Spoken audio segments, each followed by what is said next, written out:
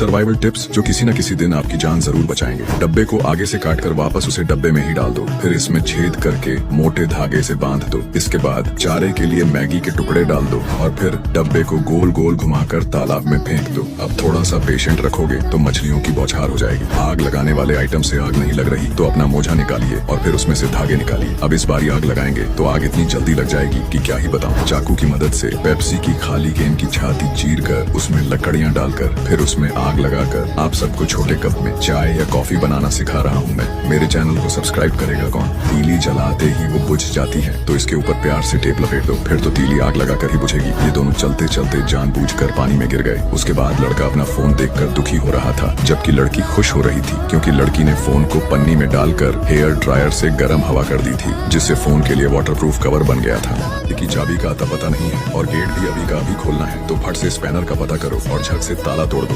खोलो। Cutting board पर बोतल के ढक्कन सिर्फ रखने ही नहीं है बल्कि स्क्रू से फिट भी कर देने हैं। फिर ये इतना तगड़ा काम करेगा कि एक बार में ही पूरी मछली साफ कर देगा। नट छोटा और पाना बड़ा है तो पाने में एक आध सिक्के डाल दो, फिर पाने की साइज मैटर नहीं करेगी। ये लोग बता रहे हैं कि सलाद के पैकेट में इस तरीके से सॉस डालना चाहिए, पर मैं तो सलाद खाता ही नहीं हूँ। जिंदगी में कभी भी लकड़ी में रस्सी डालने की नौबत पड़े तो इस तरीके से डालना, जिंदगी भर वापस बाहर नहीं आएगी। वैसे अंगुली से अंगूठी बाहर नहीं आ रही तो अंगुली में गोल गोल करके धागा लपेटो और गोल गोल करके वापस निकाल दो, साथ में अंगूठी भी निकल जाएगी। चार्जर की पिन छोटी है और फोन रखने की जगह भी नहीं है तो चार्जर और फोन को आपस में चिपकाओ और फिर आराम से चार्ज पे लगाओ। नल के ढीले नट को खोलना है लेकिन पाना नहीं है तो रस्सी और पेंसिल लेकर गोल गोल घुमाओ और फिर नट को घुमाओ। बोतल को रेपटा मारकर बीच से तोड़ दो, फिर मुक्का मारकर एक छेद और कर दो। अब इसमें हाथ डालकर फलों को धमाधम तोड़ सकते हैं। ढक्कन में इतने छेद करो कि खुद ही कंफ्यूज हो जाओ, फिर ब्रश में छेद करके और कंफ्यूज हो जाओ। चलो अब लास्ट में विम बार की बोतल लगाकर सारा कंफ्यूजन दूर कर दो। चूहों ने पाइप को तर दिया है तो प्यार से ग्लू लगाओ,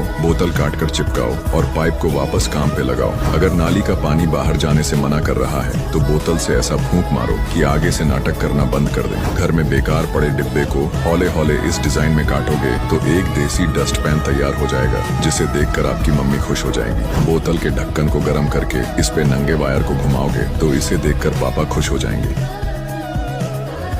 इस वीडियो को देखने के बाद आपकी जिंदगी इतनी आसान हो जाएगी कि आप मुझे बार बार थैंक यू बोलोगे। अगर कद्दूकस अपना काम ठीक तरह से नहीं कर रहा तो इसके ऊपर सांड पेपर रगड़ दीजिए, फिर कद्दूकस चलेगा नहीं बल्कि दौड़ेगा। कैंची से रस्सी को काटोगे तो रस्सी का यही हाल होगा, लेकिन फॉइल पेपर को समेट कर इसको कैंची से काटोगे और फिर इसके बाद रस्सी को काटोगे तो रस्सी मक्खन की तरह कट जाएगी। सुबह उठते ही आपको पता चलता है कि चप्पल का स्ट्रैप तो बाहर निकला हुआ है, तो फटाफट से एक रबर बैंड का जुगाड़ करो और स्ट्रैप को ऐसे आपस में बांध दो। अब चप्पल के 2 टुकड़े हो जाएंगे लेकिन स्ट्रैप बाहर नहीं निकलेगा। अगर स्क्रू छोटा और छेद बड़ा है तो छेद के अंदर एक तीली डाल दो, फिर छेद में स्क्रू मजबूती से फिट हो जाएगा और बाहर आने का नाम ही नहीं लेगा। अगर आपने दीवार में गलत जगह छेद कर दिया है तो छेद पर सेम कलर वाली प्लास्टिक पिघलाकर चिपका दो, फिर लगेगा जैसे कुछ हुआ ही ना हो। कटोरी को उल्टा करके फिर उस पे ग्लू लगा के फिर उस पे पिन चिपका के और फिर उसको दीवार में टांगने की सलाह मैं आपको बिल्कुल भी नहीं दूंगा।